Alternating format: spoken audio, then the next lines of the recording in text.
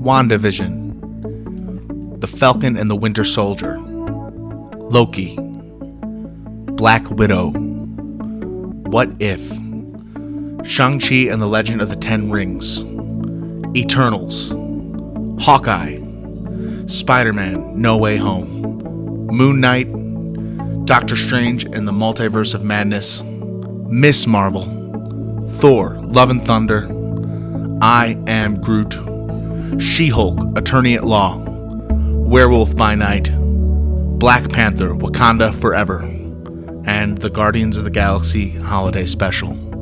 These 18 entities make up Phase 4 of the Marvel Cinematic Universe. Welcome back to Marvel Maniac and MCU After Show. This is your host, Eric Cicada, aka Mr. Honest, back with another episode, probably my biggest attempt to date, covering the entirety of Phase 4. And I want to say Phase 4 was pretty great. It was the most expansive and probably the riskiest addition in the phases of Marvel so far in terms of adding and building, opposed to climaxes that we've been kind of getting used to from like Phase 2 and 3 onward, setting up Thanos and all that. Phase 4 is taking its time in a different way to kind of build up the next big threat, which lies within the multiverse.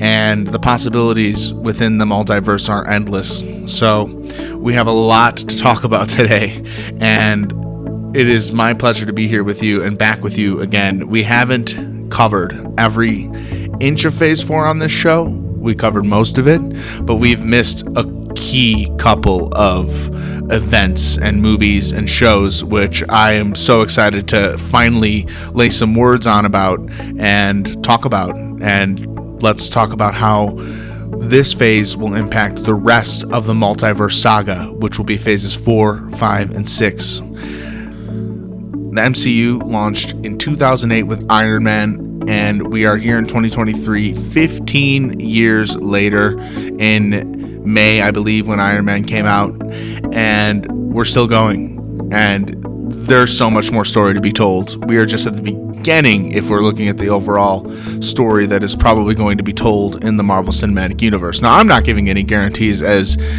armchair expert, podcast master extraordinaire, Mr. Honest, but I do think that there's so much more story to be told.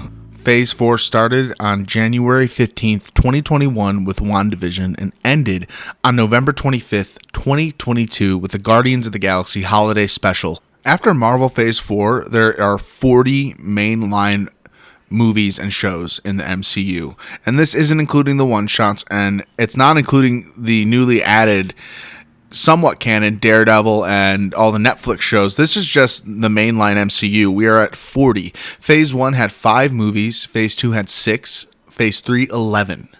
All 3 of those phases were 22 movies altogether, and in Phase 4 we had 18. So that just is a few numbers to show you how much was added on to just the lore and the universe this phase. And if I can't say it enough, world building was done. A lot of world building, and it's setting up probably some great Avengers level threats and maybe even a couple extra Avengers teams.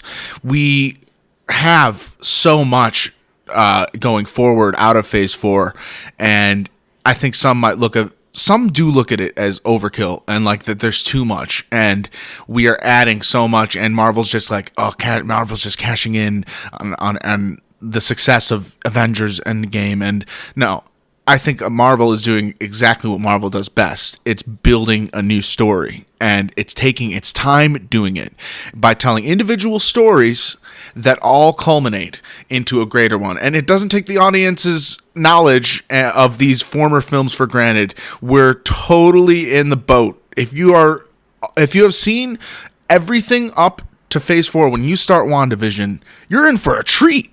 And WandaVision does stand alone as its own really great show. And let's just start off by going into WandaVision, the first entry into Phase 4.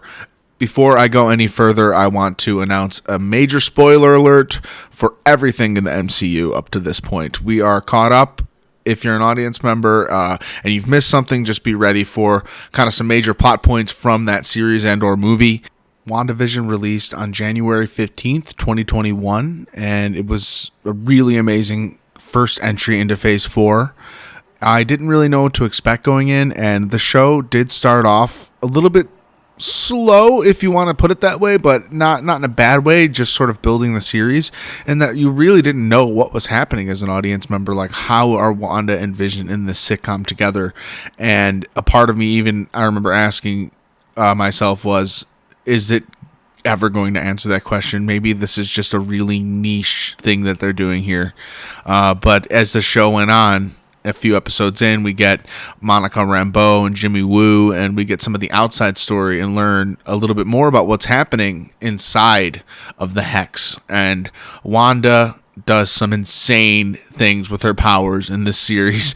We didn't really get to see too much of that aside from when she's like taking Thanos down in Endgame, and in this we get to see a whole other side of it, what the grieving process to somebody who is this powerful, the Scarlet Witch, who we learn her to be through Agatha Harkness. She is so powerful. She can take a whole town under control subconsciously and turn it into a TV show.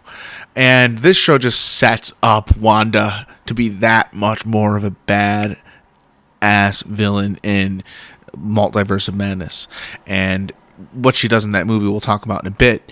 But this show, which is kind of, these shows really play like long movies in my opinion. The show really allows you to get into Wanda's mind and kind of understand where she's coming from in the later installment of Multiverse of Madness.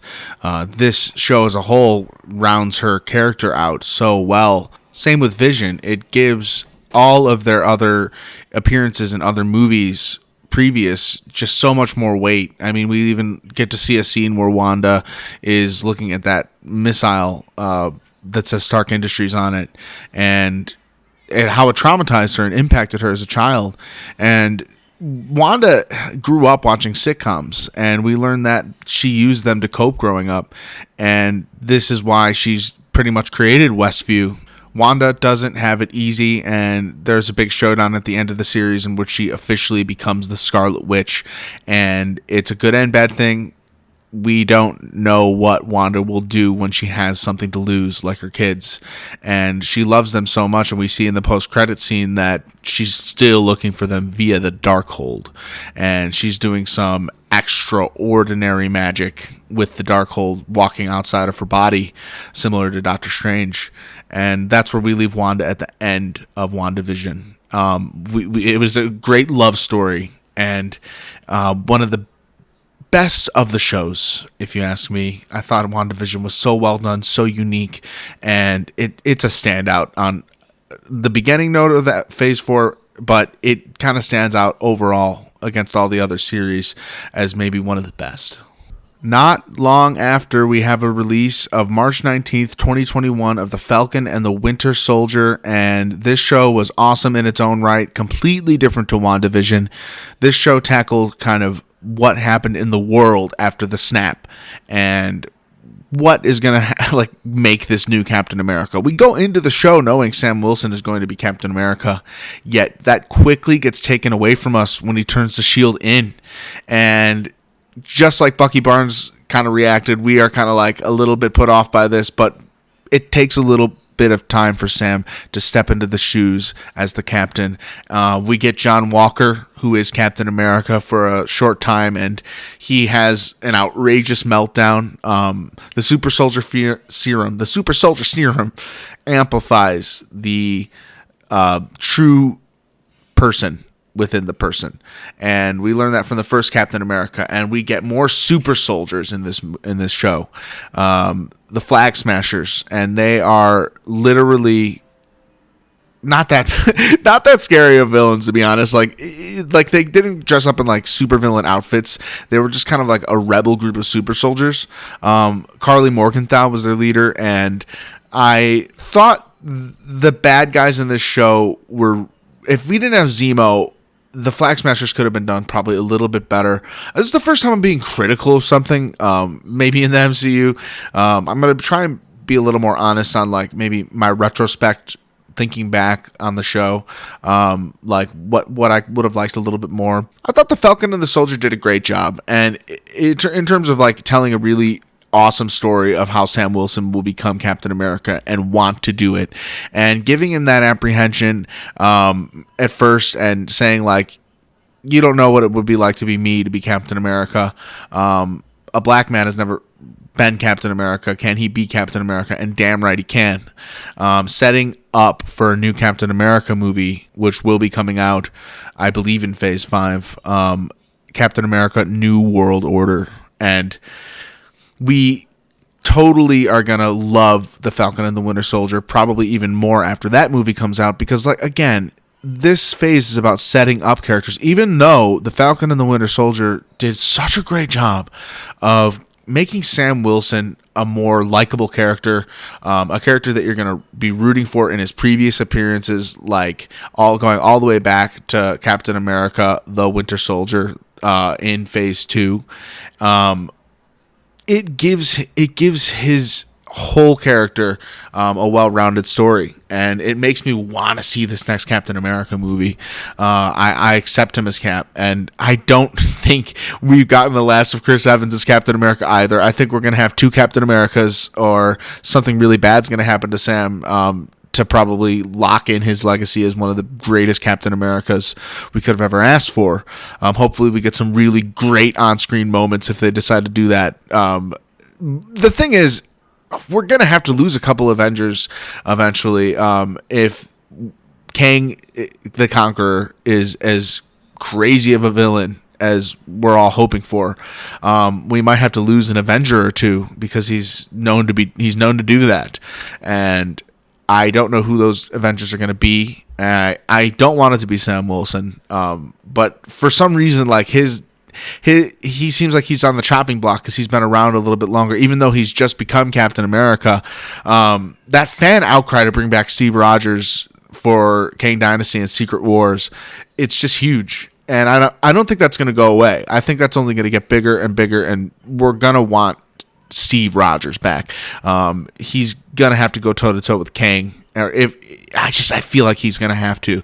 That I'm leaning hard on that. But that doesn't take away from Sam Wilson as Cap. More than one hero can hold the title, in my opinion. And I totally think Sam Wilson earned it in The Falcon and the Winter Soldier.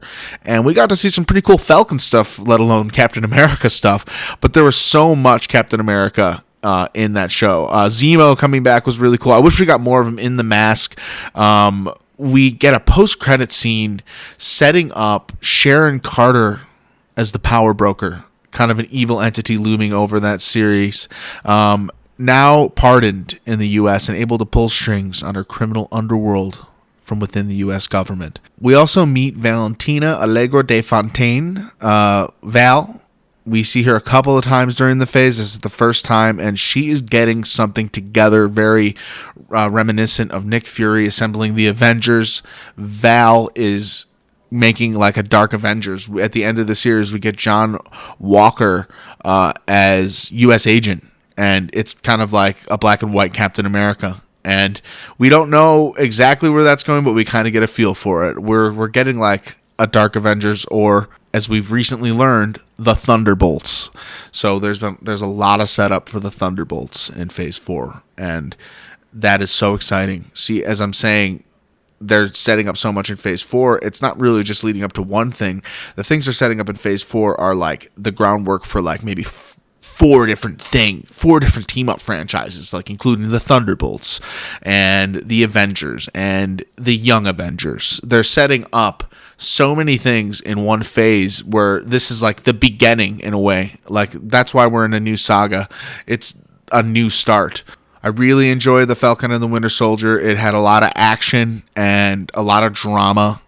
And by the end of it, we get our new Captain America in full action, and basically his own mini movie at the end of that show.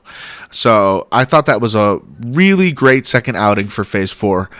But the next release in Phase 4 was Loki, released on June 9th, 2021. And this one takes the cake.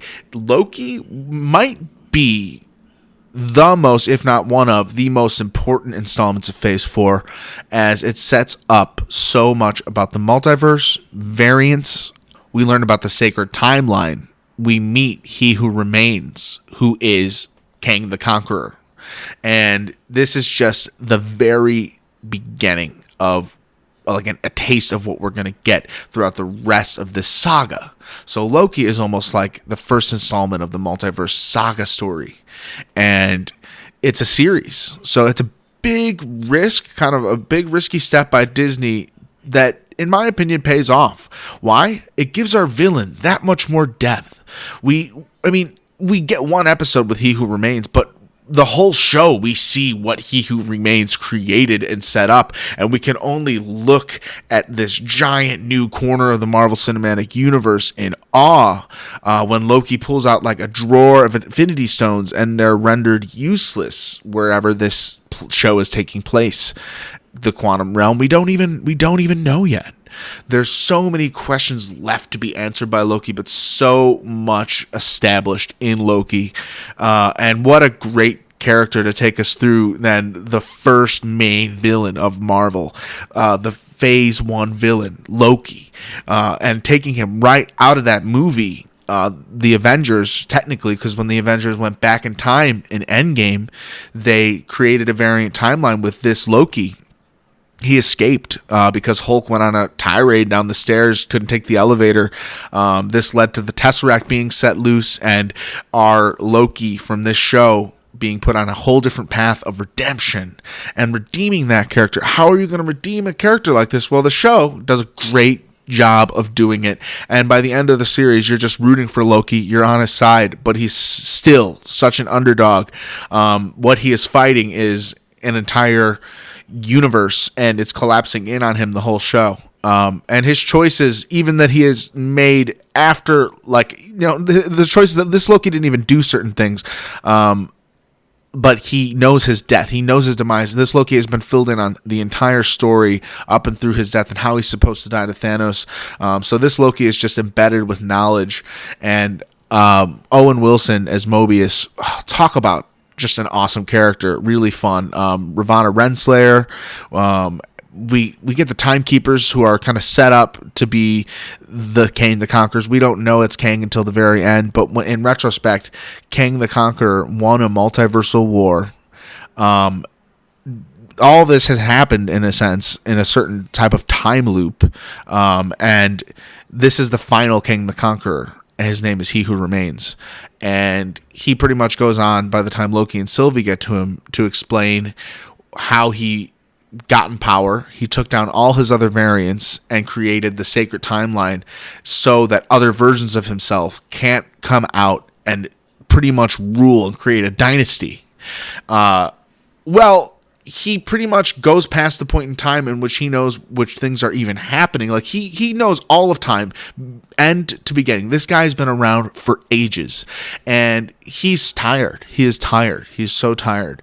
And by the end of the final episode, he gives Sylvie the chance to kill him. And when she does, the multiverse expands, giving way to all the Kangs and all the possibilities to come back and haunt our Avengers and other Avengers. And so pretty much launching a new multiversal war by the end of this show.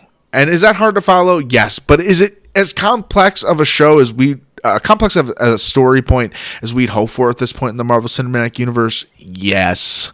We want that type of story, a really complex, complicated story involving multiple timelines, all the Avengers from all of time. Like, we can even put characters like the original X-Men from the original X-Men movies. We can finally add Deadpool because of this. We can have a show like Marvel's What If, which we're about to talk about, just because of what happened at the end of Loki. Loki allows Peter Parkers from all the Spider-Verses, technically in the MCU, to come and meet our Peter Parker. It allows for the events of Spider-Man No Way Home. the end of Loki, if you watch Loki, you can kind of make sense of a lot of the bigger things that are happening in Phase 4. And going onward in Phases 5 and 6, Loki is going to have that much more of an impact. That's why Loki Season 2, I'm just freaking out about at this point. Like, it's probably not too far away. I haven't been looking at the dates because I'm letting the Marvel shows kind of come to me and the movies come to me now. But now that I'm back on the podcast, I'm going to be a little more on them. So I don't have an exact date for Loki Season 2 as of right now, but just to know that it's happening is so exciting because it just adds so much lore and so much of the background main story starts with Loki. I can't say that enough. If you haven't seen Loki, even if you've been spoiled to death by me talking about it a little bit, you're in for a treat. You're just in for a treat. You shouldn't be listening to this podcast if you haven't seen Loki or most of Phase 4, though, because you should experience the titles, unless you don't want to watch Miss Marvel, which I didn't watch. I thought it was a kid's show at first, until I went back and watched it. We'll get to that later. I thought Miss Marvel was great. And anyways, back to Loki. Let's finish off here. The variants, getting to see other versions of Loki, getting to even go into the future at one point, just to wonder, oh man, I wonder if we'll be at this year in the MCU when this year rolls around and be like, all right, well, we know Loki and Sylvie are off on this planet, that's about to be exploded. There's so much in this show, and Loki was one of the most fun for me. I love Loki. I watched it again, and I will watch it again. Loki Season 2 is going to be extraordinary. So we will see where that story goes in Ant-Man and the Wasp Quantumania, which is coming out, where I'm sitting less than 2 weeks away, almost a week away, and we're going to learn more about Kang in that movie and maybe how that lines up with Loki and where this Kang stands opposed to He Who Remains. Loki will hopefully make his way back to the Avengers, where he'll be maybe ideally the Ultra Loki. He sees all these other Lokis through the TVA, so I'm hoping that Loki becomes mega superhero Loki, you know what I mean? Or maybe he'll go back into the MCU, back into Secret Wars, and again, as in old Loki fashion, he'll do some deceiving and he'll work with the villains. I don't know where Loki's story is going at this point. I want him to meet Thor again. I want him to find his brother. I think this Loki's turned a new leaf, and I think he's going to be a hero in the Multiverse Saga. He may be even the key to this by the end of this. Whatever the main conflict is going to be in Kang Dynasty and Secret Wars, I think Loki is going to have a huge part. Loki and Sylvie are going to have a huge part in that, and let's just see where that goes. The fourth entry and first movie of Phase 4 was Black Widow, and it was released on July 9th, 2021.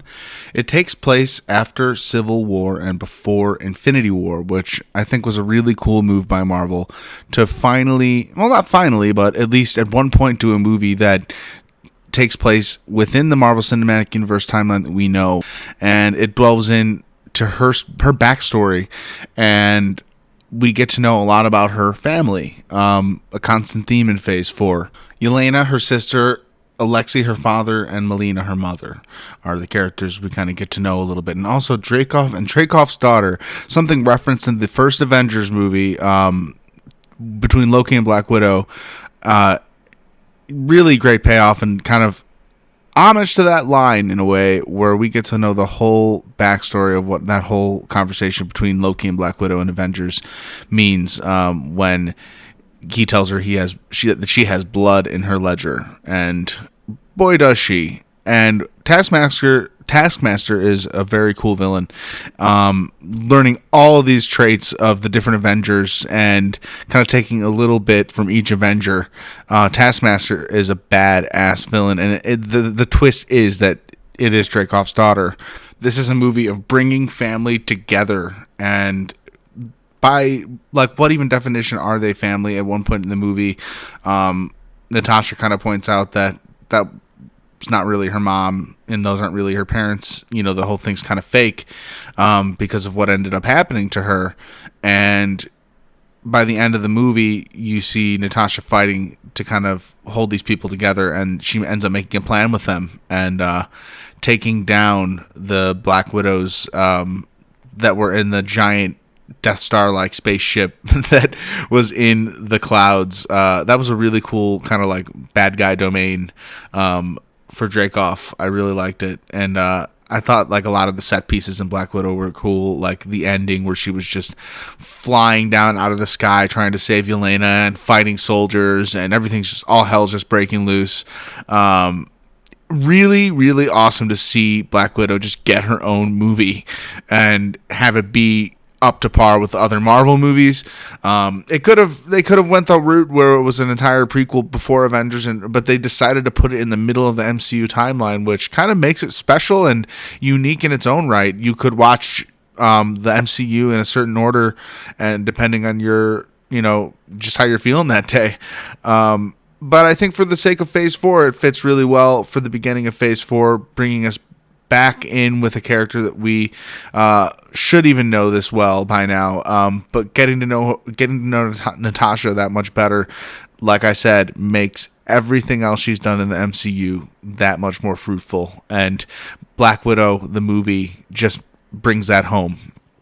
And Yelena is such a fun character. And our post-credit scene in Black Widow, we get immediate follow-up. If you're a Falcon and Winter Soldier fan, we get Val talking to Yelena at the grave of Natasha, having the nerve to come and talk to her, and kind of put blame on another hero. I mean, some of the evidence is there that he came back and she didn't. Hawkeye. But, dude, Val totally sells Hawkeye out to Yelena at the end of this post-credit scene, and it gives us a lot of drama to think about going into the show Hawkeye, which is coming out later that year. Really, the MCU is really taking advantage of the fact that they got shows and they got movies, and they're letting you know that we are going to be combining these worlds. The worlds will collide. All right, moving on to Marvel's What If. Marvel's What If was released on August 11th, 2021, and it just keeps things going. You might expect an animated show to not have a lot of story points or important information, but that is completely false. Marvel's What If kind of continues to lay the groundwork that Loki did with the multiverse. And if you watch Loki, you watch Marvel's What If and think this is exactly what Kang was talking about with all the timelines. There's no TVA to watch over the events of Marvel's What If, hence the events of Loki caused Marvel's What If, which makes it a huge story point, introducing characters like Captain Carter, T'Challa, Star-Lord, the zombie. It starts off a whole zombies thing that is going to be its own show now. And we get the Guardians of the Multiverse by the end of it, and that is one of the coolest stories when they go up against Super Mega Infinity Gauntlet Ultron, and to save not even the universe but the multiverse. There's a multiversal threat in this show that could end even the main timeline of the Marvel Cinematic Universe. The Guardians of the Multiverse must save everything, and Doctor Strange, man, the Doctor Strange who lost his heart and not his hands. Talk about just a solo epic venture into learning a little bit more about timelines. And that show, explores time travel within its own timeline. We learn about absolute points in time, which is something that just can't be changed. It's meant to happen in this timeline. No matter what you do fighting against that absolute point in time with the time stone, even, you can't change that absolute point in time, the thing that's meant to happen. In this movie, it was him losing the love of his life. In this show, sorry, they're movies. They're like movies to me. So I think the absolute point in time is going to probably come into play at another point coming downward in the next few phases, because time travel and timelines and different timelines, they're only going to get a little bit more complex and a little bit more detailed. We're going to be going into these other timelines now, and taking characters and plucking them from. We might even move to another timeline for a whole other phase at one point. There's so much possibility. It actually makes me nerd out here in my seat. Like I don't even know how to talk sometimes because of the information overload you get from these movies and shows. It's so exciting. There will be a season 2 of What If, and there was a post-credit scene involving Captain Carter finding the Hydra Stomper, I think it's called, with Steve Rogers in it. So the post-credit scene for that was really cool, just setting up another season of What If. I don't know how they'll bring back the Guardians of the Multiverse, but they probably will in one way or another if they want it to be as awesome as the first season. I thought having a show where you're thinking that every episode is standalone to only have us find out, like, towards the end that all of these heroes from all of these universes are going to have team up to fight a greater threat, which is Ultron with Infinity Stones. That is just incredible. And the animation was great. And the stories were really fun. And I mean, even the worst episode was not a bad episode of Marvel's What If. So I thoroughly enjoyed that. And I don't mind if they go into further animated ventures. I just hope they're as detailed and well thought out as Marvel's What If. I hope it doesn't get too off the beaten course. However, I trust Marvel. Marvel's earned my trust as a fan at this point. So whatever they want to do, I'm going to probably watch and do my best to enjoy. And if I don't, I'm going to tell you about it. Next, we have Shang-Chi and the Legend of the Ten Rings, released on September 3rd, 2021. It's the first Marvel film with an Asian lead and explores cultural heritage, family, and identity. That is a bullet point I had instead of going too off the cuff. But that's a W, if you ask me. Shang-Chi introduces the Ten Rings, which is a giant underworld corporation of evil that has existed in the MCU for thousands of years. And it also introduces the Ten Rings, the actual physical object of these magical rings that give Wenwu and later on Sean immense power. And it's its own source of power. The Ten Rings run on. They are blue when used kind of evil, and they're gold when used by Shang in terms of being good. So I am so interested in how the Ten Rings play a bigger part in the overall story. And I think Shang is a huge character for Marvel going forward. He's up there. He's as big as Iron Man, Doctor Strange, and Spiderman. Shang-Chi is going to play a huge part of the Avengers, and with the Ten Rings, they're going to be such a huge asset to the team. To see him use them, even at the end of the movie, he doesn't use them all movie, but when Sean uses the Ten Rings, he literally superheroes with them.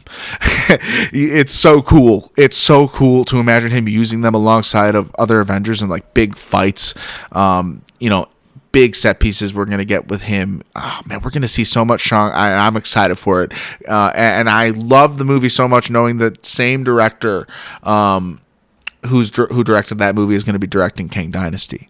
And that might also say something about the rings.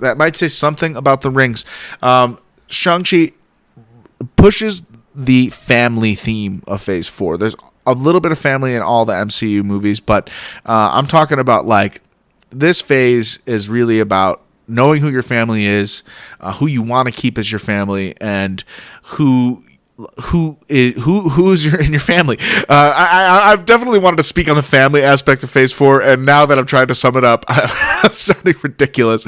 But there's a huge theme of family in Phase 4. I'm not kidding. It goes through almost every movie and or show, and it's important. And I think it's giving us a lot of what these heroes have to lose and are going to be fighting for through the rest of the Multiverse Saga, because I think these base platform shows and movies, like we're not going to get a lot more movies like Shang-Chi where it's just an origin film. And for them to do an origin film, it has to go back through all of Marvel's history and embed that story in it. And that's probably a lot harder than it sounds. I mean, it sounds hard, but it's probably even a lot harder than it sounds. And Marvel doesn't take that lightly, adding lore and history, because it holds itself accountable to it most of the time. Staying consistent is one of my favorite things about the MCU, and those little Easter eggs from one film to another. I eat that all up. That's my favorite. So Shang-Chi, great addition. I think he is going to be a long-term Avenger. I think the 10 Rings are going to play a way bigger part. As the post-credit scene, we get Carol Danvers and we get Bruce Banner along with Wong looking at the rings and investigating them, and they're putting out a beacon. And where is that beacon going to? Where is that going? So Katie and Shang, also great additions. And man, I am just so excited for Shang-Chi. I think he's here to stay. If Kang takes him out first, I'm going to be actually mad because we didn't get enough time with him. I think he has a little bit of a safe net in that regard. I do think Shang is here to stay. I think he's going to be around for a while. We learn later there's a bangle that we will talk about in another show, that being Miss Marvel, that might connect with these rings in one way or another.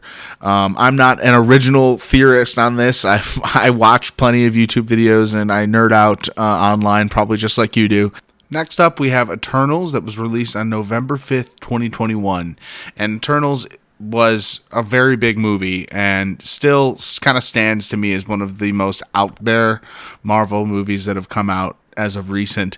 And it does another similar thing to Shang-Chi, where it's introducing a new origin story, more background into the MCU rather than, paving a further path. We're laying a lot of groundwork, especially with Eternals. Eternals goes all the way back to BC. These Eternals came down to Earth to kind of set humans on a path, and we learn that they were being kind of deceived, and they've done this for centuries on planets upon planets through the Celestials.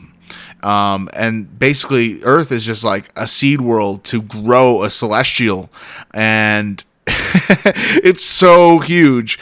It's just such a big deal. Like the Avengers had no idea what they're in for if the Eternals aren't there with this. Like the world is done for. And the Eternals totally saved the world, like to a level that the Avengers basically did. Like they saved Earth from being demolished by a giant creature that was going to eat it from the inside out. That is just huge. And that is not really even the main thing about this movie. That is just kind of like the thing that happens in the end of it. The family theme stands true with this movie, where there is a rift in this family, and it's kind of about loyalty and belief and what do you stand for? What does your family stand for? Are you going to go along with this thing, this giant planet-eating monster? Or are you going to stand up to it? I haven't seen Eternals but 2 times, and I could probably go back and watch it and find a few new things every time I do. The special effects are spot on. Special effects in Marvel movies are generally usually very spot on, and they don't kind of give me any uncanny valley feel. And I mean, one shot I could think of is Icarus laser beaming from his eyes, and how kind of flawless that was. I like that superpower. That was cool. In the Eternals, we have Cersei, Icarus, Thena, Ajax. We meet Dane Whitman, Kingo, Sprite, and Phastos. Another huge, literally, character we meet is Arishem, which is the giant celestial overlord of the Eternals. We learned some crazy things about the Eternals, like their thoughts and memories are stored in these cubes on these walls. We're going to learn so much more about them in probably a sequel, or if not later Avengers movies. I think the Eternals are going to be needed probably to fight greater threats, and I don't know how they're going to even reunite. By the end of the Eternals are split up. Arishem takes a few of them and is judging them, and I don't know where he's bringing them, because it turned out in Eternals that their home world wasn't even in existence. They thought they came from a place, and that place turned out not even being real, Olympia, and it was Olympia, and Olympia turned out not to be even real. That like every time the Eternals went to like a new world, their thoughts were reset. So for ages, the Eternals have been conquering planets for the Celestials. It's a very big galaxy. We're moving into different timelines within different galaxies, but I mean the galaxy, the universe in that of a single timeline, our MCU timeline, is huge, and Marvel isn't hesitating from taking steps in that direction, introducing us to the outer rims of our universe and giving us like characters to explore them. We might not even get the Eternals in the Avengers. Maybe the Eternals are a bigger part of like the phases after the Multiverse Saga. Who knows what Marvel's setting up outside of the Multiverse Saga at this point. They could be setting up stories to go beyond that at this point. Hawkeye was released on November 24th, 2021, and it's like a Christmas show. Marvel's getting into themes, and I thought Hawkeye was a really fun Christmas show / movie, and I love the character of Kate Bishop as the upcoming Hawkeye. We get to learn a lot more about Clint Bartman, the damage and toll the Avengers movies have taken on him. No joke, his hearing is almost completely gone in this show, and it wasn't like that before. And we get a kind of montage in the show of like all the things that did that to him when he is asked, and we get something really special in Hawkeye, a confirmation that the Netflix universe of Marvel wasn't for naught. It does matter. If anyone cared to watch all of the Marvel Netflix shows, being Daredevil, Jessica Jones, Luke Cage, Iron Fist, and Defenders, you were kind of hoping that we'd see those guys like running on the line with our Avengers in Endgame. Like that was kind of like what you were kind of hoping for in the back of your mind when watching these shows. Not that they weren't great shows on their own, but at the time they were kind of being sold like the Disney Plus shows. Me going into all this for one reason being, we start to merge those worlds in Hawkeye. We get Wilson Fisk, the same Wilson Fisk from Daredevil, the TV show from Netflix. And it might be, now that we are in different timelines and the multiverse is ever expanding since Loki did that, that we're seeing characters like variants of Wilson Fisk. So it might not be the exact guy who went through that exact story on Daredevil on Netflix, but it's a variant who went through something very similar to that. On the Netflix show, in the Netflix universe, we did, like, the Battle of New York is totally referenced. So, like, it is a total split timeline. Whether or not they decide to make it completely canon, that's still yet to be known. But it's kind of a lot saying that there's a Daredevil show coming, and knowing, who makes a big appearance on She-Hulk Attorney at Law, that Marvel is not afraid to grab from other really awesome properties and bring it into the main timeline in its own way. So we're learning about the main timeline and branching timelines. And if you want to include the Tobey Maguire Spider-Man movies as canon, you can start doing that now. But it starts to get a little tricky, which is why I gave you the numbers I gave you at the beginning. We have kind of 40 mainline MCU. But what the Multiverse Saga does is it gives us a chance to bring in pretty much any superhero franchise, like the old Fantastic Four, or if you wanted to bring Batman into the next Avengers movie, I mean, the multiverse kind of allows for that. Not that a lot of people would be happy about it, but I mean, they could. The story allows for it, because in the multiverse, Gotham City is out there somewhere. The movie studios don't control space-time, you know what I mean?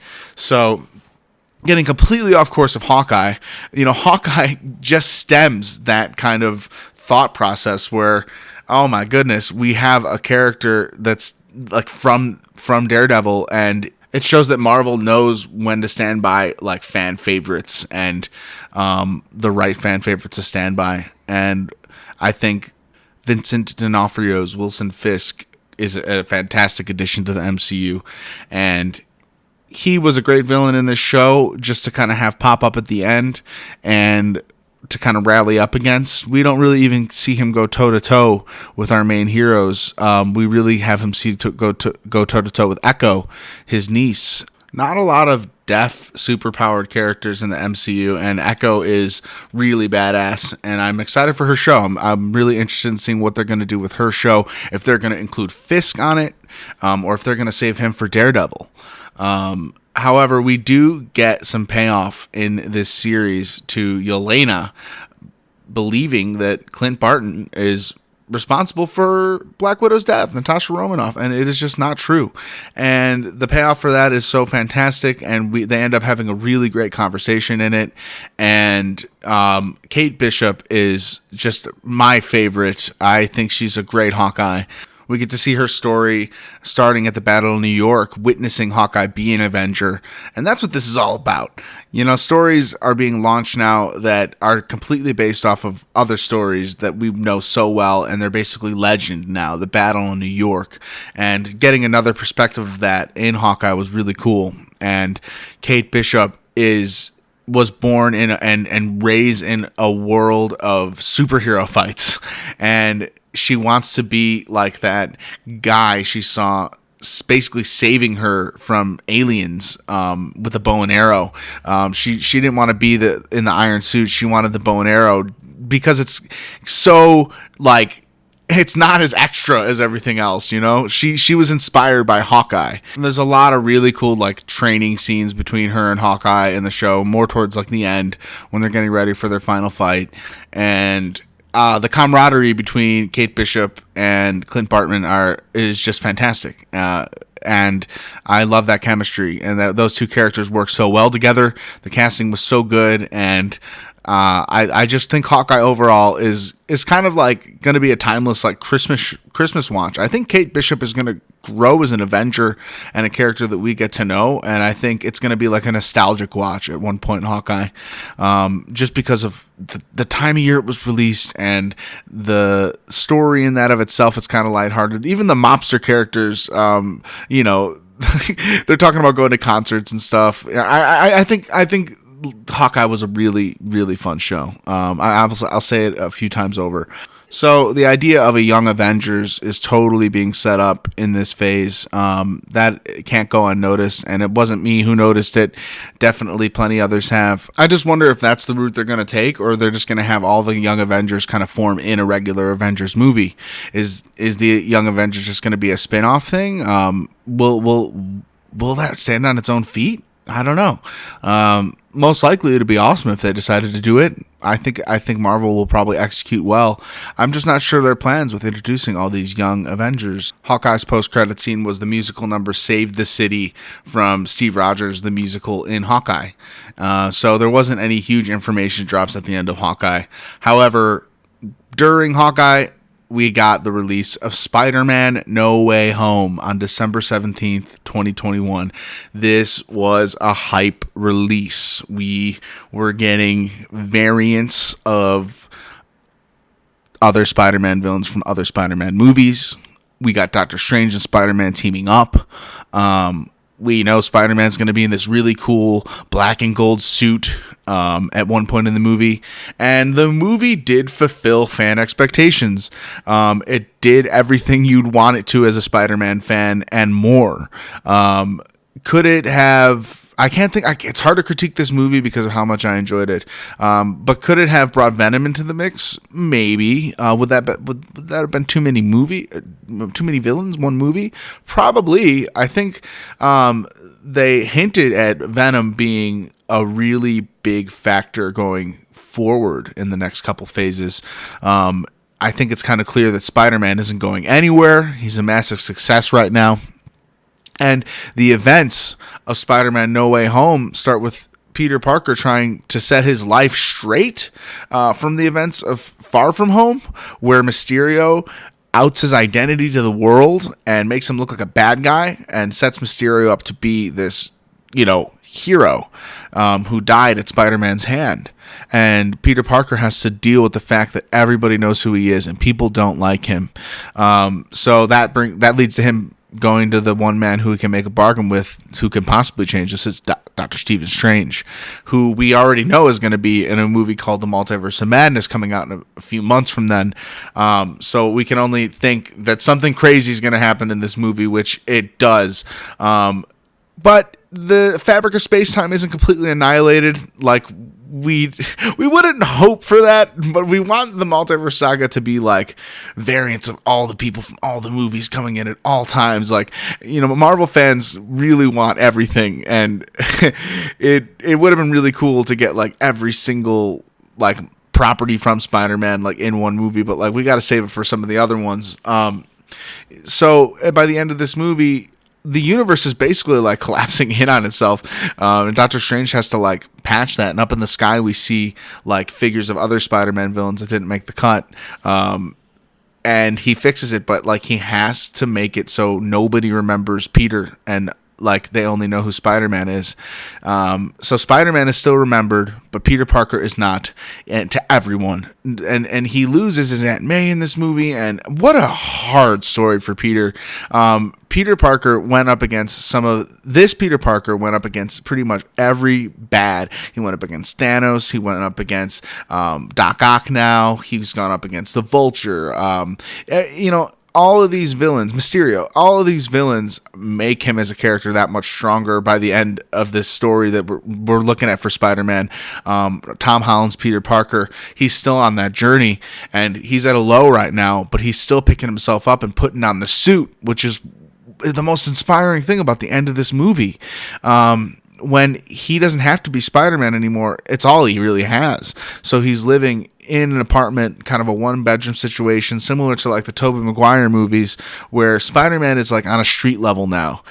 He's probably not even super affiliated with the Avengers. He's just protecting New York City, and we get this really cool scene towards the end, at the exact end, where he's like sliding on rooftops and in snowy rooftops, and he's web slinging in his new outfit, which is just like custom made and fabric, and he's been through it. But this Spider-Man, the story potential is so big for him now with Kingpin being back. What a fun movie. Spider-Man No Way Home was probably my favorite of the Tom Holland Spider-Man movies, and it took leaps of faith, and it landed. Like, how could you imagine that they'd bring Andrew Garfield and Tobey Maguire in and have that be like really well put into the story and have it make sense?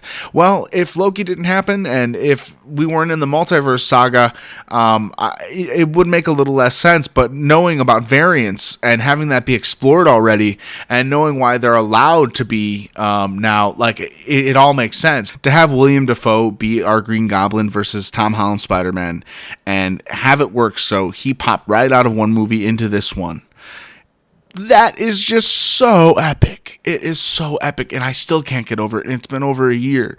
And to think that those Spider-Man movies now like fit into the MCU, like as this is like a sequel to all of those movies. And it makes even the Andrew Garfield movies, which weren't received super great by me personally when they came out. It didn't mean I didn't like Andrew Garfield as Spider-Man. It brings those movies to a close in a way, but also sets each of those Spider-Men up for more Spider-Man movies if they wanted to do them, which they probably will. If I get to see Tobey Maguire as Spider-Man more, I would be so happy. And I don't want it at the cost of Tom Holland. I want all my Spider-Men. I want all the Spider-Men. They are all deserving to be Spider-Man, and they should all get more movies. This leads to me segueing out of Spider-Man No Way Home, because I could probably talk about Spider-Man longer than anything else. I'm a huge fan, and I think we'll come back around maybe to other Spider-Man movies at one point in this podcast. My goal is to touch every MCU property, all 40 that we got so far, even though we're going forward, and I haven't even hit half of them yet. So there's a lot of potential for this podcast, but I don't want to get too ahead of myself. Spider-Man No Way Home, incredible. Moonknight, released March 30th. 2022. I haven't talked about Moonknight on the show. I have watched it. I thought it was so much fun. The dynamic between Mark Spector and Steven. really, really interesting to have a character with like split personalities and to introduce like another world of like gods. I was a little skeptical at first. I'm like, how is this going to fit in with Thor? But if you think about it, there are so many different religions and so many different beliefs that if you want to kind of categorize them and put them on their own realms, it's possible. So we get a whole new world kind of in Moon Knight. We meet Khonshu, who is the god of moon, and he makes Moon Knight. He turns Mark Spector into Moon Knight.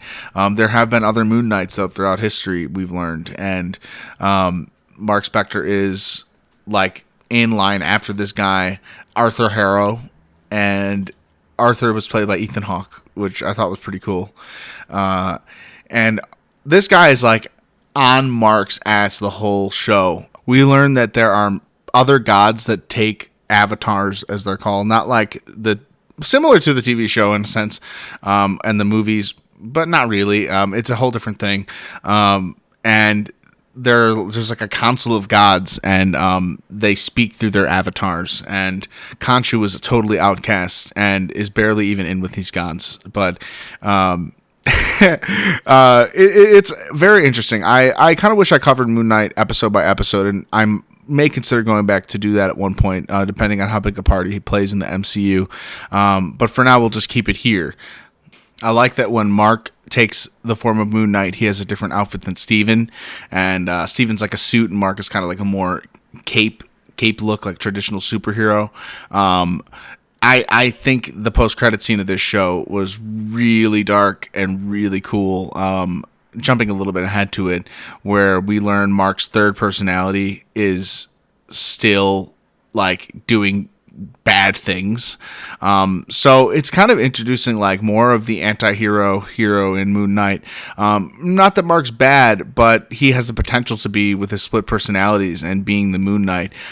He's doing exactly what Khonshu wants, and Khonshu has got a guy who doesn't want to like pretty much bid for him all the time in two of his personalities, but by the end of the show, we learn that he has a third personality that's doing kind of all these dark things on Khonshu's behalf, which is kind of scary. I think the big boss fight at the end with the other crocodile god, that was pretty cool. I thought it was maybe a little extra, but hey, it's Marvel, and what a fun show. I think we're going to be seeing more of Moon Knight in one way or another. I don't know how he'll team up with like the Avengers, but I think he's going to have a part to play, and maybe another team up, like a darker sort of team up with the guy from Werewolf by Night, which was another show we haven't talked about on here, which we're going to talk about soon. It seems like we're going for some darker superheroes in this phase of the MCU. We're starting to learn about another side of things, which is the paranormal side of things too, mixed with another world of gods among men. Shows that Thor isn't the only one. So a lot to think about after Moon Knight. However, it's pretty much an encapsulated story this phase, like a lot of the stories we get are. Next, we have Doctor Strange in the Multiverse of Madness. It was released on May 6th, 2022. I loved this movie. I think it got a lot of heat from some hardcore Marvel fans, maybe hoping for a little bit more from the multiverse or more from the story. I don't know what the criticism was really for, because I thought this was a ride. We meet America Chavez, who is able to travel between multiverses with her power from different universes. I don't know if she was kind of born out of the Loki story where the multiverse expands and then there's America Chavez all of a sudden. I wouldn't be surprised at that. However, America Chavez is on the run, and she is with the Doctor Strange variant being chased by this giant monster who we later can assume to be Wanda, who is using the Darkhold. Wanda wants America's powers, just simple as that, to be with her children. She wants to get a version of her children straight up to her reality, and she's going to do anything she can to do that. And when she learns of America, however she learns of her, she is not going to let go of getting America to use those powers. So America ends up with the help of this variant, Doctor Strange, who is totally about to turn on her for the good of all the multiverse, or something like that. He ends up saving her and sending her to the OG Doctor Strange dimension, our main timeline, the sacred timeline, and he has to save her from another giant monster. Wanda is a monster in this movie.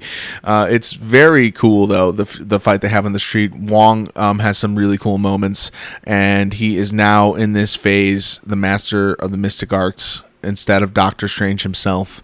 That title was handed over during the snap, and it never was released. So technically, Doctor Strange isn't even the master of the mystic arts at this exact moment. However, he is ours. Like, as an audience, you're rooting for Strange. I think we're also rooting for Wong. I want Wong to be the master of the mystic arts as well. I'm very happy with that position for him. He's such a great character. There's a moment in this movie where it very, very much seems like Wong is gone, and I don't know why, but like I laughed out of frustration. I remember in the theater, I was the only one. I wasn't happy that Wong was going. It was just like so sudden. I was like, no, like what? Wong is okay. He's okay. He's hanging on a cliff. We get to meet some really cool variants of superheroes and new superheroes and homages to superheroes in this movie through the Illuminati, it's run by Professor X, Charles Xavier. And we get some really cool cameos like Captain Carter, John Krasinski as Mr. Fantastic. And they are kind of this egocentrical superhero force. They've dealt with some darker forces in this universe than the Avengers, and they take everything very seriously, and especially the threat of Doctor Strange. This group of the Illuminati, when they fought Thanos, and one of my favorite parts of this movie is just going back to Titan in that timeline and just getting to see that the fight with Thanos, it was an absolute point in time in all multiverses. I might be using the word wrong in this instance. However, the phrase absolute point in time, in that Thanos fights for these Infinity Stones in every reality. It is undeniable that Thanos is going to go for the stones and fight the heroes that do exist in whatever far-fetched timeline there is. There's a Thanos, and he wants the stones. And that might mean a lot more going forward. As me being a huge fan of Thanos, there's a lot to say about maybe who Kang will equip in his army, and join forces with maybe a variant of Thanos at one point, because we know Thanos is out there in infinite realities getting the stones. And what does somebody who conquers? What does he want? He wants more power. So he's going to want probably like a general like Thanos. If a variant of Thanos can be swayed into being somewhat of a general, or like a sub leader to a multiversal army, how scary would that be? I don't think he'd steal the spotlight either. I think more character work from Thanos, Josh Brolin, would be incredible. And just the fact that we got a little bit of him in this movie, you can just imagine the way that fight went down. Black Bolt and Mr. Fantastic. How did they take this Thanos down along with Professor X and Miss Marvel? Well, they jabbed him with something. He was like completely plowed on something when we see him. So the fight was a lot more violent, and they used the Book of Ashanti, which is this super powerful kind of opposite Darkhold. It's like completely light. They use that to destroy Thanos apparently too. They use that to their assistance. And in this timeline, we learn of an incursion. And what an incursion is maybe even more important than an absolute point in time. It's that when a universe collides with another universe, and only one can kind of survive. And what this other Doctor Strange did that was so horrible was he destroyed universes by accident or on purpose just to find the answer to defeat Thanos. So the Book of Ashanti didn't really help this Doctor Strange. It turned everyone against him. And after the fight with Thanos, they considered him a bigger threat than Thanos. That just goes to show the potential power of Doctor Strange. And I think going forward, is Doctor Strange going to be a threat to the Avengers, or is he going to be an asset? That untamed power, we know, we've seen it in the Dark Doctor Strange in Marvel's What If. this phase doesn't hesitate to show us all sides and many variants of Strange. And I think this Stephen Strange is going to have some dark demons to fight in the next movie of his. And I hope that happens before the next Avengers. I want to see a trilogy of Doctor Strange, because by the end of this movie, America is saved. We see the Illuminati just decimated by Wanda, which almost is, again, a thing that makes her slightly unredeemable. However, the Illuminati's set up to be a little bit evil feeling. Like, there's an evil feeling to them. Like, they're in this, like, compound that's, like, guarded by Stark robots, and where is Stark? There's a lot of, like, wishy-washy stuff about the Illuminati. So when they go, you're not as connected to them. Professor X has this really great moment trying to save Wanda, and you really think, oh, it's going to be Professor X that turns Wanda back, obviously. No. Professor X is just brutalized, just like everyone else. And that just goes to show Wanda is ruthless. And it's going to be hard to bring her back from that, but it'd be really interesting to see them do that similar to how they do with Loki, maybe for a greater threat down the line. By the end of this movie, Wanda is dreamwalking, which is jumping into another multiversal version of yourself, the direct thing that can cause incursions. And the Illuminati never considered Wanda a threat, so they were eliminated by Wanda, and she got a hold of America Chavez. And by the end of the movie, Steven has to dreamwalk into his old that variant we see at the beginning of the movie. He buried his body. He dreamwalks into that body to help America take down Wanda, and Wanda is collapsed in on herself in this. So it doesn't look too great for Wanda. Like, this could be the end of Wanda Maximoff as we know. However, Vision is still out there. There was no answers to where Vision was. I think some people were maybe expecting a little bit of Vision follow-up in this movie. There wasn't, and that's okay. It gives me hope for future WandaVision. There could be a whole other version of WandaVision that isn't even sitcom-y, where these two reunite, and it could be a second season or it could be a movie. I think WandaVision needs to happen. I think those two deserve each other after all they've been through, except poor Vision's going to have to know how evil Wanda has become. Maybe they'll even have to go against each other at some point.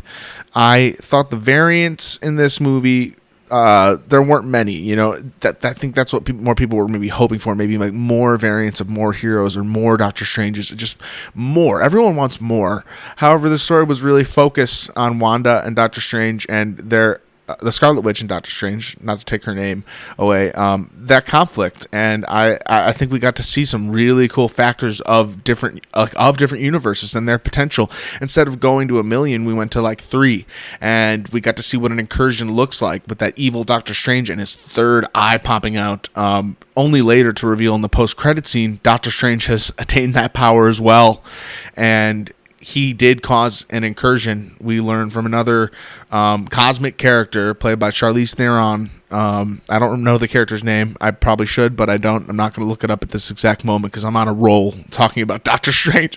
And she takes him to go fight incursions in another multiverse by the end of this movie. So at this point, Doctor Strange isn't even on Homeworld. Wong is holding things down.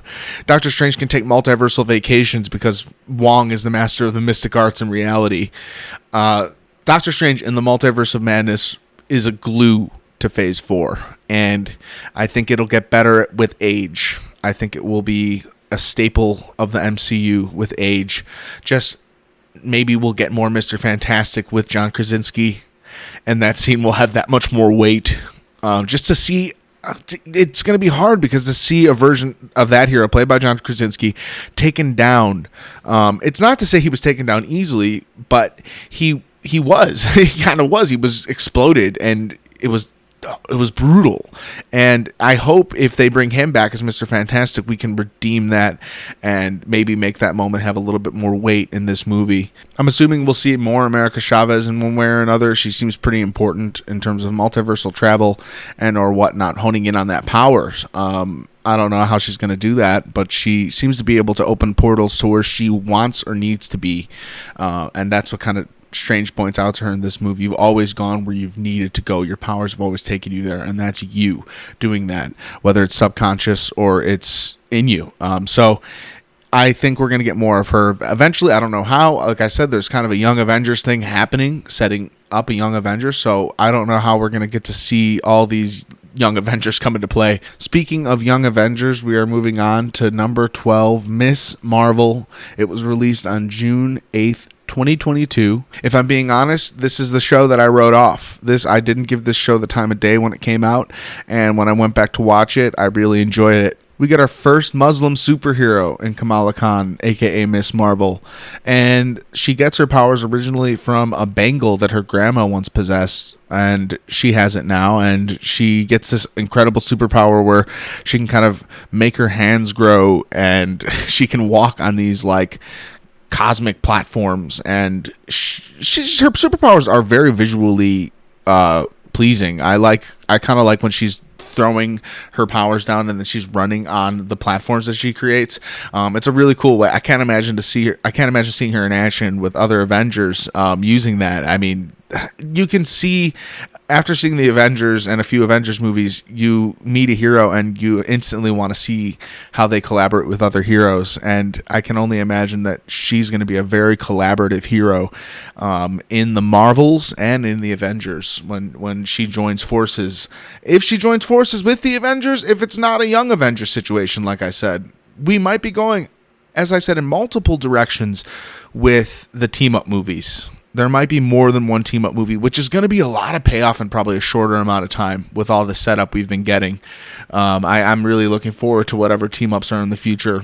When we start this series, Kamala Khan is just a huge fan of Captain Marvel and what she did in the events of Avengers Endgame by taking down Thanos' ship, and we get some really cool animation showing that she's kind of a content creator in her own right, and she's making videos about it, and she is trying to go to AvengerCon, the very first one, and it is a really fun thing to see AvengerCon. We know Scott Lang has like a book out there telling about his side of the story, and I guess that kind of gets the information out to the world about what happened during the events of Avengers Endgame. So like it can be common knowledge how the Avengers fought Thanos from a kind of a first-hand recollection like that, and especially somebody like Scott Lang who helped so immensely in getting like the time travel thing on its feet.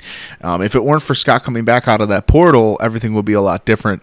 Out of the minivan from the quantum realm, he was trapped there for moments, and it turned into years. But that's getting a little bit off track. Kamala Khan finds this bangle, and she starts superheroing pretty instantly until she learns of her descendants and some people who want to take this bangle away from her from another realm. The antagonist in this is Najma, along with her son Cameron, who are explaining to her at the beginning of the show that her team, the Clandestites, were exiled from the Noor dimension alongside Alicia, and that they wish to return home. However, the Clandestites quickly turned on Khan, forcing her to fight them while also attempting to avoid being captured by Damage Control. I took some of this from the Marvel Wikipedia because I couldn't think of the name of the antagonist in this from another dimension. It's a huge deal that they're bringing in other dimensions, the Noor dimension, and we also have Talo, which might be another dimension in that of itself. I'm not certain how dimensions really work within the sacred timeline, in that there is a multiverse. There's a lot of, like, there are other Kamala Khans in other universes doing this thing, and where does the Noor dimension stand in all that? So Damage Control is on the case in this show. We meet Damage Control helping clean up the city after the fight in New York, and this is in Spider-Man Homecoming. We meet them kind of like they pretty much made the Vulture into Vulture by rejecting him from cleaning up the city. So Damage Control has good intentions, kind of started by Tony Stark. However, it's probably fallen into some bad hands, and it's just kind of being used to investigate people wrongly. And I think they go over the top in this, and it's kind of cool how they interact with the story, though. It's kind of like a third villain on the side, and I think it's just setting Damage Control up in the MCU to have more stake in the story. There needs to be thing that cleans up all the battles still. So I think that to have them in place probably is pretty useful. There will be like more Battle of New York level battles. Hopefully not, but I mean, it's the MCU. So I think there's probably going to be like other big superhero fights on Earth that are going to need to be dealt with. I don't know if they only operate within the U.S. damage control, or they somehow have like a United Nations like treaty or something where they can go into other countries and like help after superhero fights happen. Ms. Marvel was a really fun show, introducing a new young hero, and she does save the day from Nanja and her son, who's kind of led with bad intentions but has his own powers by the end of the show. She saves Cameron from being taken by damage control. So it's kind of a complex mission for her in her early superhero days, but she conquers. She learns from her friend Bruno that she possess mutant genetics. So this is one of the first times we're hearing about mutants in the MCU, and that's going to play a big role at one point. I don't know when we're going to get the X-Men, but it's already confirmed that Hugh Jackman will be back in Deadpool 3, which is going to be an MCU movie. I don't know what's going to happen in that, but that's going to be exciting. I think I say I don't know what's going to happen in that about everything. It's probably like my catchphrase at this point. The mutants in the MCU is a big deal, and that's what these Disney Plus shows are really special for, being able to kind of deliver us some of this information very early and hint that mutants are coming. Mutants are here. And it's just a matter of time before we have the X-Men, and that's really exciting. The post-credit scene to Ms. Marvel is extra awesome. Ms. Marvel, Kamala Khan, puts on her bangle and is just flown into her closet, where she is replaced by Captain Marvel herself, Brie Larson, and I thought this was really, really cool.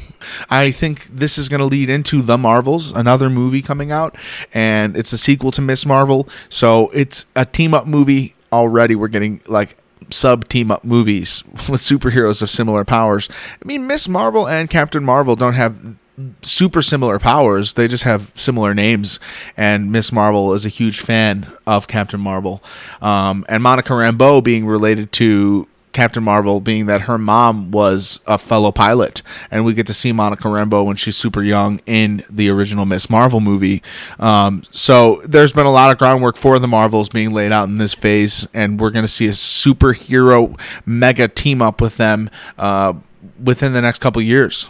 Next, on July 8th, 2022, Thor Love and Thunder was released, and it is the fourth Thor movie. How many superheroes in the franchise have 4 movies yet? None. We're coming up on a 4th Captain America. There was never a 4th Iron Man. I mean, you can count all of the Avengers movies as sequels for all of them, which would just make Thor have even more movies. So is it a risk to bring Thor into another movie? No, because Thor is a god among men, and he's supposed to be around longer than the other heroes. I think it's really cool that they're sticking with Thor, and we still have Thor in the MCU. I thought this movie was really colorful. It was a lot different than the other Thor movies. Every Thor movie has its own tone, and somehow we have maybe the darkest, most evil villain in the Thor franchise. Gore the God Butcher, played by Christian Bale, loses his daughter and to a god because of a god, but God wouldn't help him. When he really needed help, he was pretty much stranded and dying, and he was granted this evil sword that gave him powers of gods to destroy gods, and it pretty much it becomes his mission to destroy and eliminate all gods. All gods must die. Or something like that. Something along the terms of that. And kind of straightforward, yet this man is fighting for a lot. So what does he do? He ends up taking all of the kids from New Asgard hostage. Like if I can't have a kid, nobody can. So he kind of hits Thor at home at one point. In the midst of all this, we learn that Jane Foster, Thor's original love interest, only love interest, was diagnosed with cancer, and she's dying. And we kind of get to see a little bit more about their relationship and what happened during all of Marvel with them.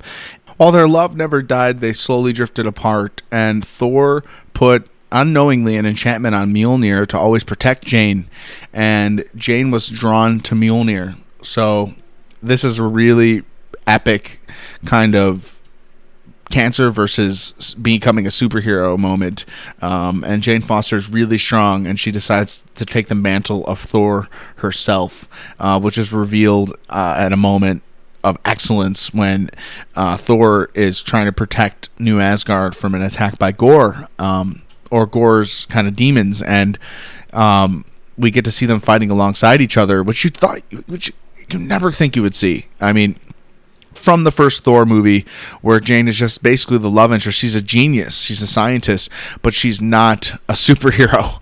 And I was always wondering how they were going to pull this off, but it makes so much sense that Thor would pray in any way that Jane is protected, and it's so cool that Mjolnir is something that is saving Jane from being sick. But in the movie, we learn that it's technically worsening things. But it doesn't stop Jane from wanting to be Thor. Thor deduces that Gore has taken all the children to the Shadow Realm, and he needs help. So he goes to Zeus, another god, for help and an army. Zeus does not go for this, instead tries to have Thor captured, which leads to a big fight where our man Korg loses his entire body and is just a head. That happens, and Thor impales Zeus with his own thunderbolt and keeps the thunderbolt via Valkyrie, and they escape to go fight Gore in a battle that they lose. It was a trap.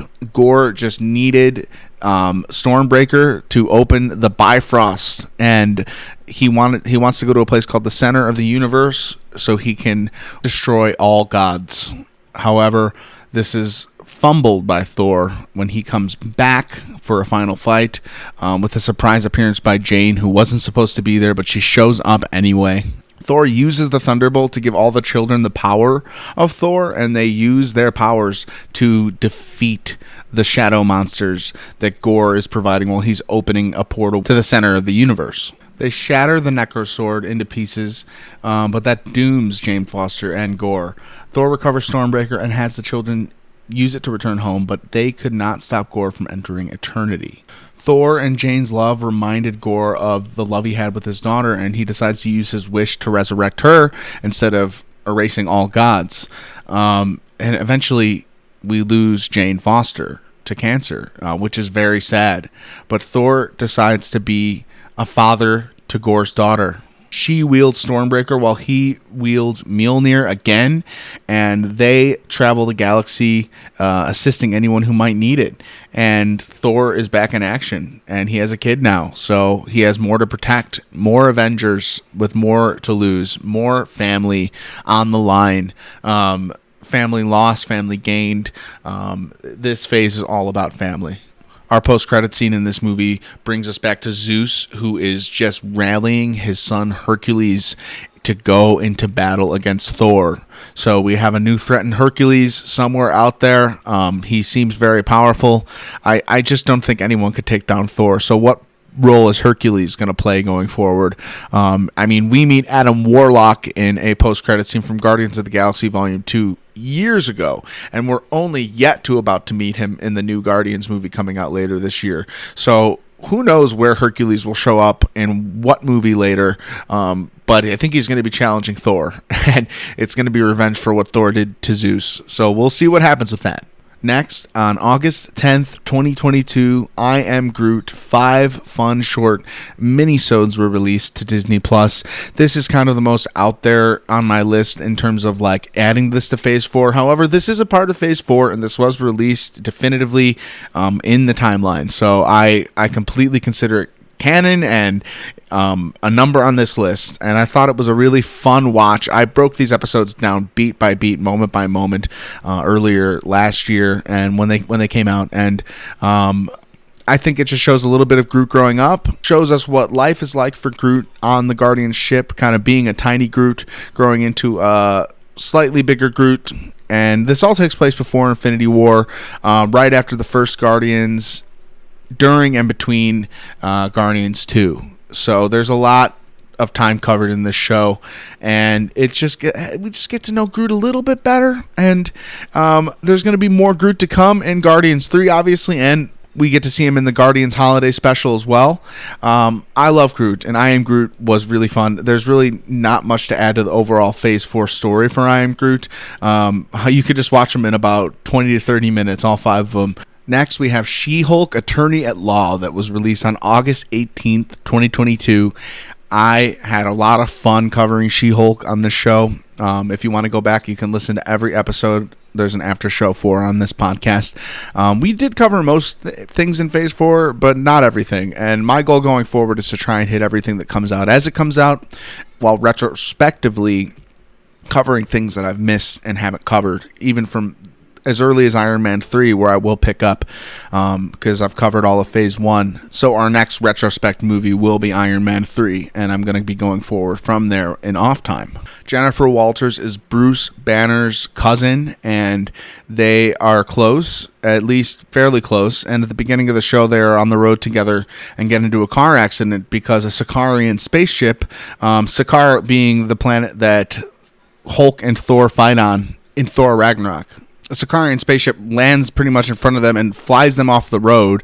After the accident, Jen is trying to get to Bruce, and a bunch of his blood falls into her open wound, turning her into She-Hulk. And she is a lawyer, and she is very adamant to let you know at the beginning of the show, you, the audience member, she's breaking the fourth wall. She's here to say that this is a lawyer show, so get ready for this to be a lawyer show. However, the MCU gives us a treat in She-Hulk, and it's a long-running show with 9 episodes, with Jen coming to accept who she is across the series of this show as She-Hulk, separating those personalities, and by the time she becomes pretty much famous for, antics in the courtroom, she kind of has an identity crisis where she doesn't even like herself Jen, or she's having trouble understanding why people don't like Jen opposed to She-Hulk, who everyone loves and just wants to know. By the end of the show, we kind of are in a situation where her blood's been stolen and she's fallen in love with somebody who completely betrays her. And I think that's when she rages out the most, when she finds out that she's been betrayed, to learn that she is capable of being a Hulk that does rage, not unlike her cousin Bruce.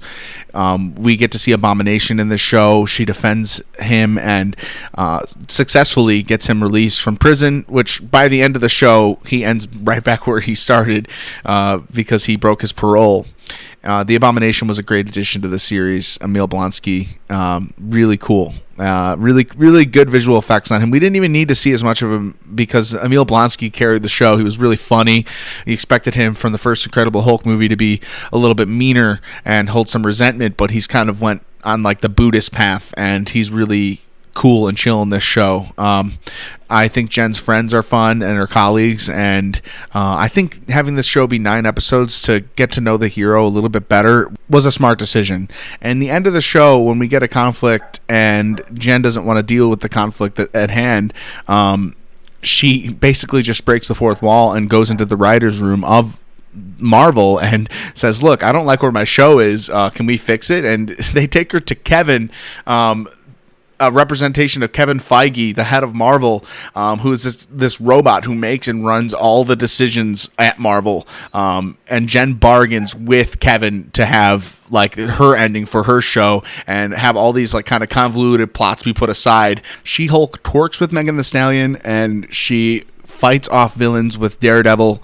Matthew Murdock himself shows up. What an entrance to, and I thought that episode was so much fun. I still remember the name, Ribbit and Rip It. Such a really amazing entrance for Matt Murdock in the MCU, aside from his appearance in Spider-Man No Way Home was his first appearance, but as Daredevil himself, we even get a little bit of his theme music in this show. We get his walk of shame home. That was really good. I love how Jen Walters breaks the fourth wall, similar to Deadpool, and I can't imagine and wonder if those two characters will ever meet and how that will work with them both breaking the fourth wall and talking to us as an audience. Even by like the second to last episode, Jen's like, isn't something really bad supposed to happen right now?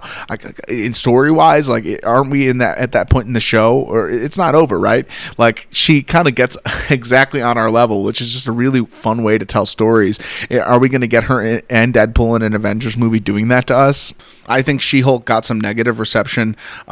If it were because the lead is a female, that is ridiculous and it is garbage. And I think the only criticism that can be given is to maybe some of the CGI during some of the scenes could have been a little bit stronger. But sometimes I'm looking at She-Hulk and I'm like, man, that is a green woman. I think the CGI is like spot on a lot of the show. I like Jen Walters so much. I want to see more of her in the MCU. It scares me to think what's going to happen with Bruce and his son. I don't know why. Like, I feel like Bruce is like a little more doomed now that there's like another Hulk in play. There's like a chance that we're going to lose our OG Hulk at one point, like in the near future. I don't know. I don't know if we're going to get maybe like a lot of people have been speculating a World War Hulk movie, which would have resulted in the twist that we got on this show, where Bruce brings his son to a family barbecue from Sakaar, that planet that took place in Thor Ragnarok. The War World. So I don't know if we're going to get a movie like that, or we're just going to get a whole separate story with all the Hulks, maybe a Hulk movie with She-Hulk, regular Hulk, Hulk's son. That would be really fun too. So they've set up a lot of Hulk and She-Hulk, not only for her, but for her family. And we can only imagine where in the Multiverse Saga we're going to see Jen Walters next. I have a feeling it will be in Daredevil's show to return the favor. So we'll see. Our post-credit scene for She-Hulk is Abomination being freed from prison again from Wong, who was sent to, Abomination was going to be in there for like another 10 years, and Wong decided to save him. Who knows what type of team up that's going to lead towards. Where is Abomination going to be seen next? Is he going to turn bad again, or is he going to be on some sort of team like the Thunderbolts? Who knows? I never talked about our post-credit scene for Eternals. There's two of them, so I'm going to actually jump back to that really fast. One, we get a guy named Star Fox. He's another Eternal, and he pretty much tells them he's Thanos' brother, and he's with a gremlin guy who I think is played by Seth Rogen. If not, he should be. And basically the Eternals are trying to figure out what happened to the other Eternals on Earth that disappeared, and Star Fox is going to help them find them. Second post-credits scene shows Dane Whitman, played by Kit Harington, discovering the Ebony Blade, which in the Marvel Comics is a sword that grants its wielder the powers of the Black Knight. Someone from the shadows pretty much asked Dane if he's ready for this. That is assumed to be Blade. So we have like another type of Avengers level team up happening here with Blade and the Black Knight, who could team up with somebody like Moonknight for a series that I'm learning about and on my own from the Marvel Comics called Midnight Suns. It's kind of like an underworld Avengers. Werewolf by Night was released on October 7th, 2022. I'm going to quote the show exactly. In our modern world, this is where monsters dwell, alongside those who hunt and slaughter them with pride. None more prolific than the Bloodstone family, whose patriarch has long controlled the powerful supernatural relic, the Bloodstone, a weapon unlike any other. But now this weapon is in want of a new master, for Ulysses Bloodstone has died.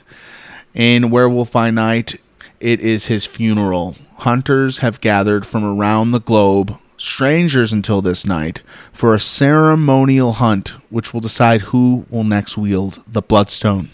And woe to the monster who finds itself among them. That is really important, because this Werewolf by Night is the dive into the supernatural realm of Marvel. We follow Jack Russell, who is just blatantly a hidden werewolf, we learn by the end of this, into Ulysses Bloodstone's manor. We also meet Elsa Bloodstone, his daughter, and Verussa Bloodstone, I believe his wife. And there is immense conflict between Verussa and Elsa. Most of the people there fighting for the Bloodstone believe Elsa shouldn't even be there. Jack and Elsa kind of make an alliance early in this like greatest game, where all the people are fighting each other alongside trying to fight the monster who is weakened by the Bloodstone.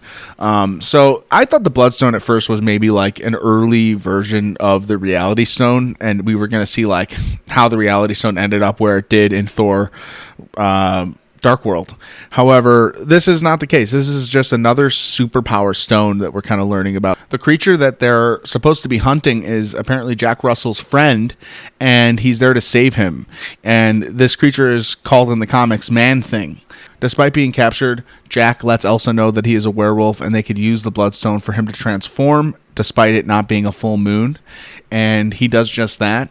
And he takes a big like smell of Elsa just so he maybe remembers her scent and doesn't attack her, because as a werewolf, he's very uncontrollable. At one point, Jack takes down all the guards and has to flee before he tramples Elsa, who he's on top of but runs away from eventually. There's a little bit of love there, and I wonder if that's going to be further explored between Elsa and Jack. At this moment, Verussa enters, and Elsa has the Bloodstone, and she's pretty much telling her she's going to pay for what she's done. Elsa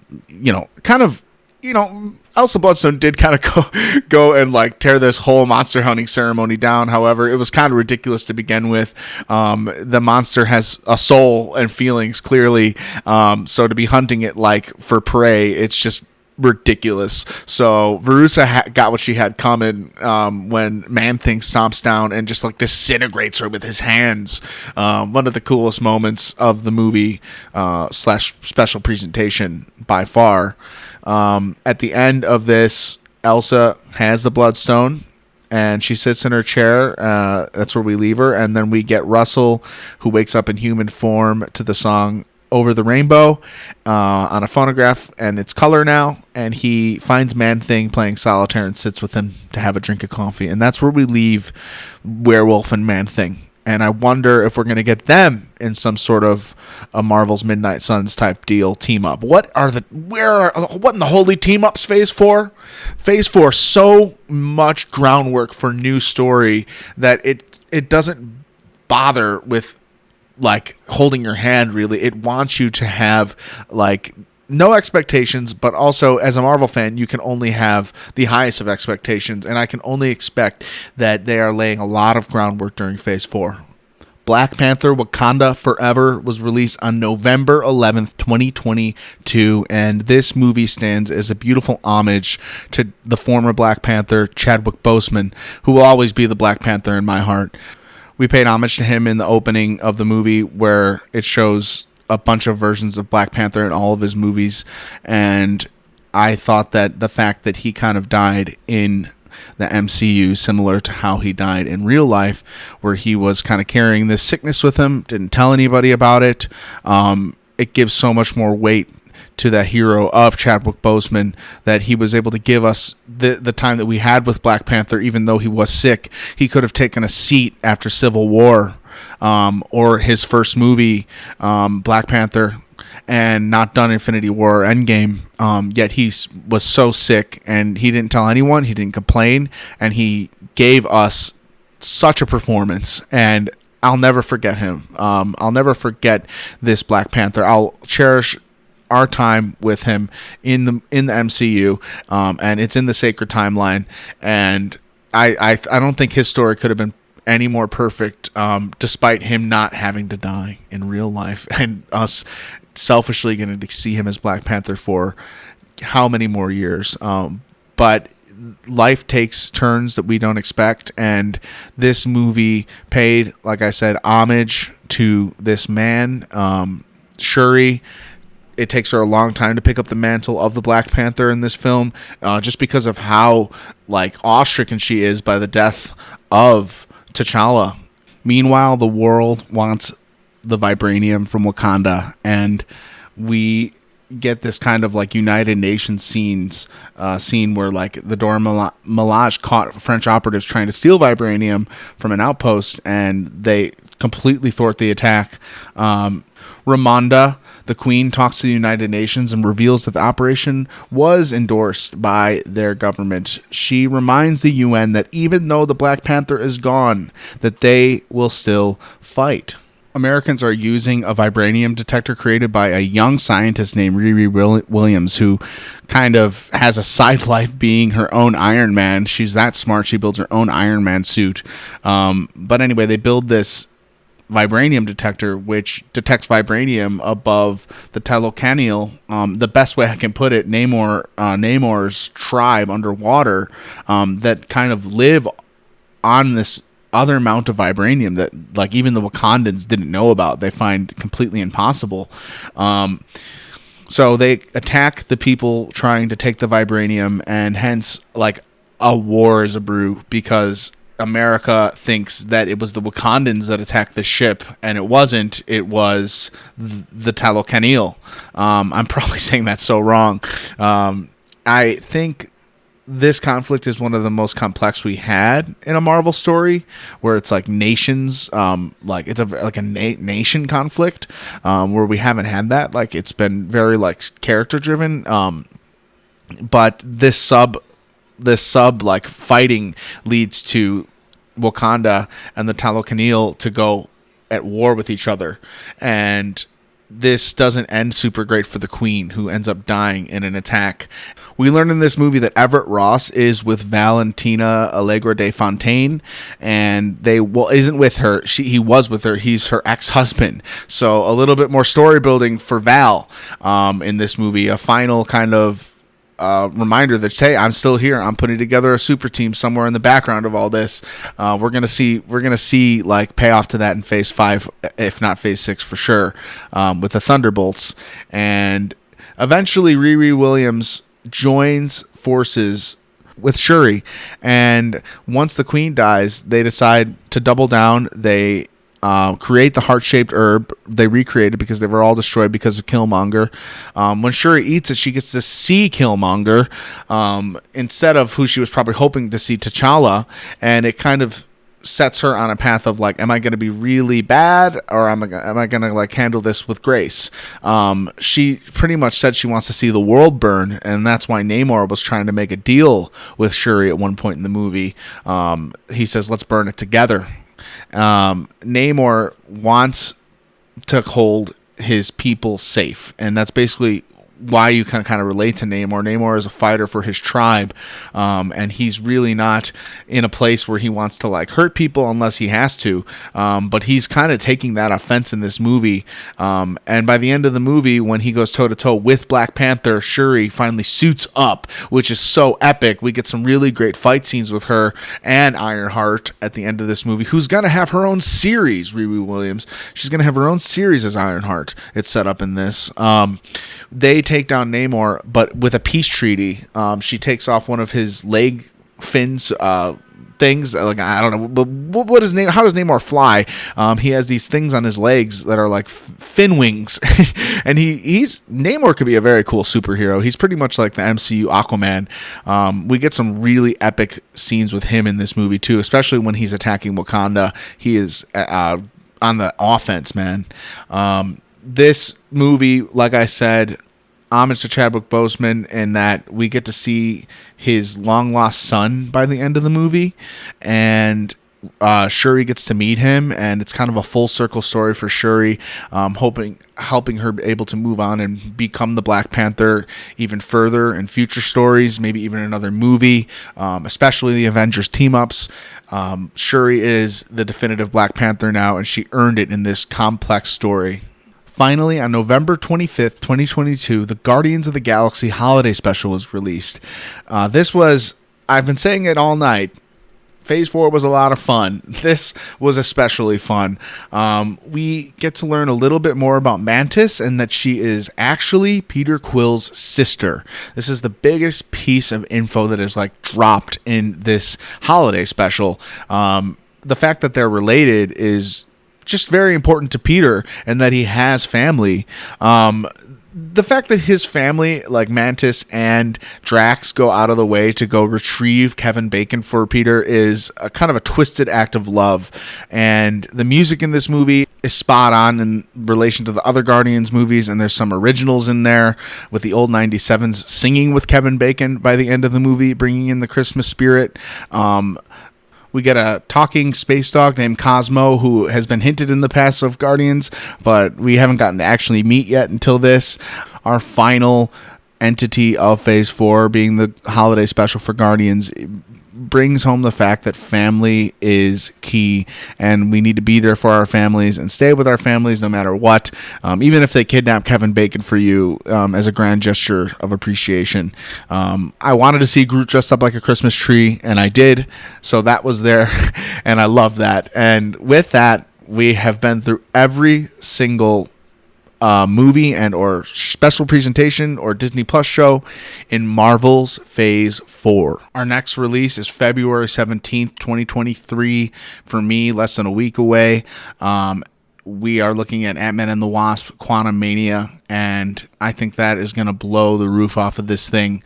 While it's the beginning of a phase, it's the beginning is also the end is the beginning. So we're going to probably get some follow-up to Loki in that movie, at least knowing at least the differences between the two Kangs we've met. I can't even imagine where the rest of the Multiverse Saga will take us in terms of Kang Dynasty, Secret Wars, how we're going to culminate to those events. There's even rumors that Secret Wars is going to be a 2-part movie. So there's potentially an Avengers trilogy on our hands, all, containing one story, which is super exciting. And I mean, I can't wait to just get to the next thing and then the next thing. After Quantumania, it's rumored that we're going to be getting Secret Invasion, which is going to tell the story of Nick Fury and the Skrull and what's going on Earth with actual secret invasion that probably has been happening for years at this point. We're going to have the Guardians of the Galaxy Volume 3 on May 5th. In the summer of 2023, Echo will be released. Loki Season 2 is coming this year. The Marvels, supposedly by summer of this year. Ironheart by fall. Agatha, Coven of Chaos. We're going into next year now with Daredevil Born Again. Captain America New World Order. The Thunderbolts. Blade. Is Deadpool 3 going to be in the next year or 2 or 3? How long is it going to take for Deadpool 3 to come out? Like I've said, this phase takes its time with introducing new characters and new elements to the MCU that we're likely to see fall into play in the next couple of phases, if not later. I think we're going to get more from the Eternals, more from Shang-Chi, more from Ms. Marvel, more from I think all these characters have a bigger part to play in the bigger story, and it reminds me of Phase 1 in its own right, but just a bigger, more ambitious version of Phase 1 where we're getting a lot of origin and a lot of groundwork. I've yet to be disappointed and let down by Marvel. Even this year, I set myself up to have low expectations for one of the shows in Ms. Marvel, and I was wrong, and it stands up with the other shows. So I think Phase 4 while it being a huge endeavor, it's only the beginning. I think Phase 5 could be even bigger and have more. However, Marvel has stated that they might want to, center things a little bit more again. So maybe Phase 4 will be known for being a phase that goes over the top and maybe a little bit letting us introducing us to so much, and then the next few phases will just be the payoff to what we've gotten as fans. Nonetheless, beyond exciting, and I couldn't be more happy to have been here with you today for this extra long episode of Marvel Maniac and MCU After Show. Thank you for sticking with me. My name is Eric Cicada, your host, aka Mr. Honest, and I will be back with you next week sometime to talk about Ant-Man and the Wasp: Quantumania. The third in the Ant-Man series. All of our main heroes seem to get 3, and if there's a 4th, the hero is lucky and or superior, like Thor. And I'm excited to see where the MCU goes from here in Phase 5 onward. We will be talking about it here on Marvel Maniac and MCU After Show, your new home for Phase 5 discussions and retrospective looks at other Marvel properties. I'm going to be going back into Iron Man 3 soon, and whenever new content is released, ideally I'm going to be here.